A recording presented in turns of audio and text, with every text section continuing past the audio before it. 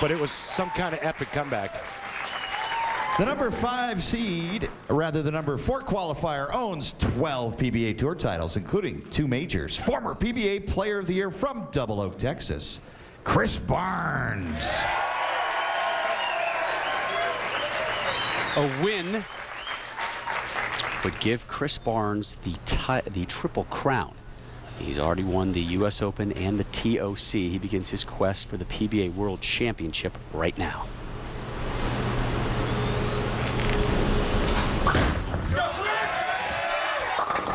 Drop and give me 10. And I really liked what he said to Kimberly about his game plan. He's going to play his game and try to beat Michael Haugen with his best.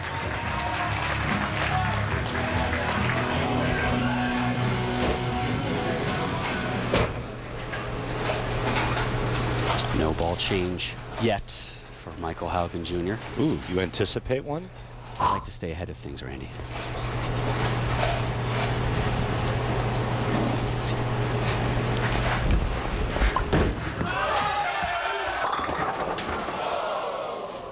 It's all right. A little bit through the face there. Yeah, and I got to be honest with you, it's amazing that he can stay there, because everything left of him has got to be fairly dry. It's a credit to his ability, and you know, whether you like to throw it straight or you like to hook it, the bottom line is you got to knock all 10 down.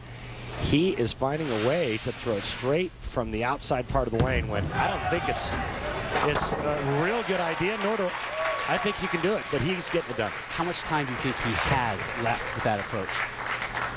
Well, I would have said none last game. Right. It just goes to show you, man, play to your strengths and do it with conviction. And that's what Michael Haugen Jr. is doing. He knows that he can't miss left. And if he does miss left, he better knuckle it. His thumb better come out first. Or excuse me, his thumb better come out last to keep it on line. And that's another trick that most people don't know about. Michael Haugen Jr. just threw a little loft at you right there, and that's also going to help him keep the ball on line. There you go. See a little airtime a la Mika Koivuniemi. Keeps his hand behind it, or up the back of it, and that keeps the ball from making that violent change of direction down the lane.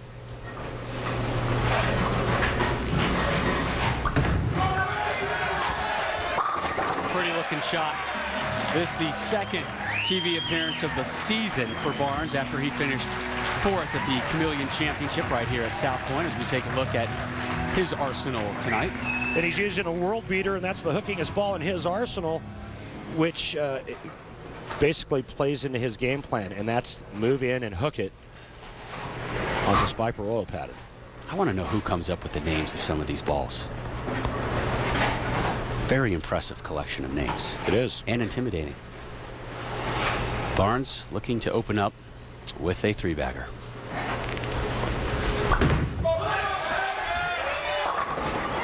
Ten-pin Messenger, down he goes!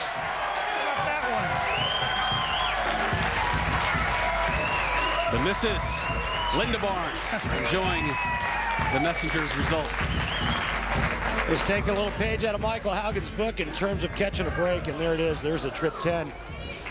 When it looked like it was going to stand up, it fell late. Talk about somebody who needs some mojo on TV. Spare strike, and this in the 3rd from Haugen, right in the middle, right up the nose. Too soft. Stay with it. Stay with it.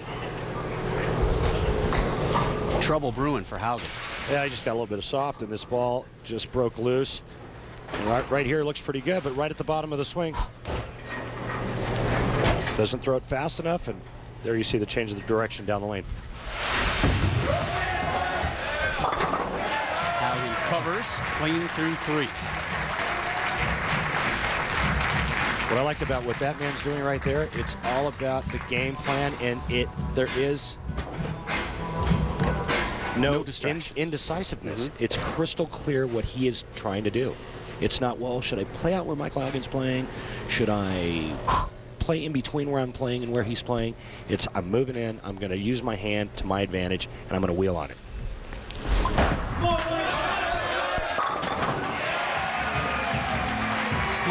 Back on the strike train. Here's Haugen.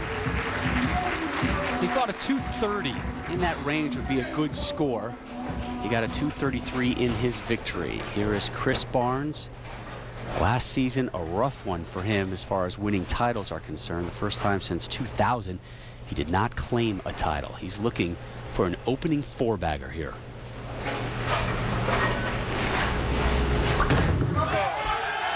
Way wide right. Just a bit outside. Understatement of the night. And another break for Haugen. Well, How'd that not strike? This is where he has to regroup and come back and make the 1-2-4-7. It's just one shot. Get up, clean it up, and move on. Not the easiest of spares for a number of reasons. Easy to chop, easy to miss the head pin and hook by it. Cleans it up. That's a big-time spare conversion from Chris Barnes, and that is our Bear Trusted Pain Relief replay, brought to you by the makers of Bear Aspirin, and a big relief for Barnes that he was able to cover that one. Yeah, that's an understatement. Keeps him clean. All right, so he lost a couple of pins in count, but so what? Still has the lead. Just put that behind you and go back to what you were doing. We begin the fifth. I think so many times players dwell on where did that shot come from. You got to get past it. And quickly.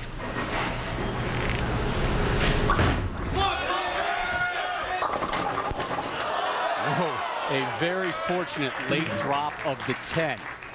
That was a little bit of the same. He just loses it just a hair at the bottom of the swing. Gotta get started sooner. Huge break here. Tripping that 10 late, only leaving a single pin spare. You heard Chris say he's got to get it started sooner. He's talking about his push weight. If he doesn't get the ball into the swing soon enough, he has to pull it down from the top, and when he does that, the ball goes either left or right of target. So Chris will sit and mull over back-to-back spares. Michael Haugen Jr. Spare strike, as he gets set for his effort in the fifth. Down 15 pins, but in prime position to make up some big-time ground. Right through the nose again. And Someone did something over there. I heard real like a tough zipper break. or something. Crazy. I don't know. I heard something. I don't know what it was, man. No big deal. It's just a world championship. Different type of style for a guy that throws it fairly straight. You can see that heel coming off the ground right there. No slide. Typically not what you see from a player that throws the ball straight. Was able to overcome an open frame in our last match to get the one-pin win over Mika Koivu-Niemi. Will he be able to do that here in match number 4? Open frame in the fifth.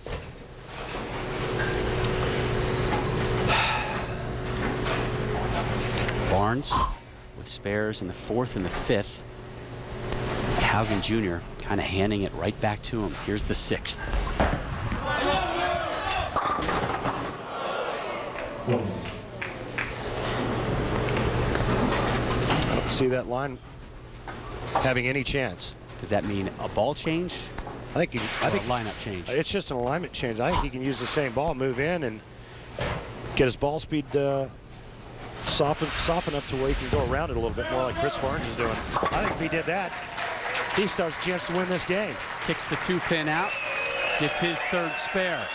The lead at 27 for Chris Barnes, and the conclusion of Barnes Haugen. When we return, the winner to move on to Sunday's Final Four here at the PBA World Championship, the first major of the PBA season.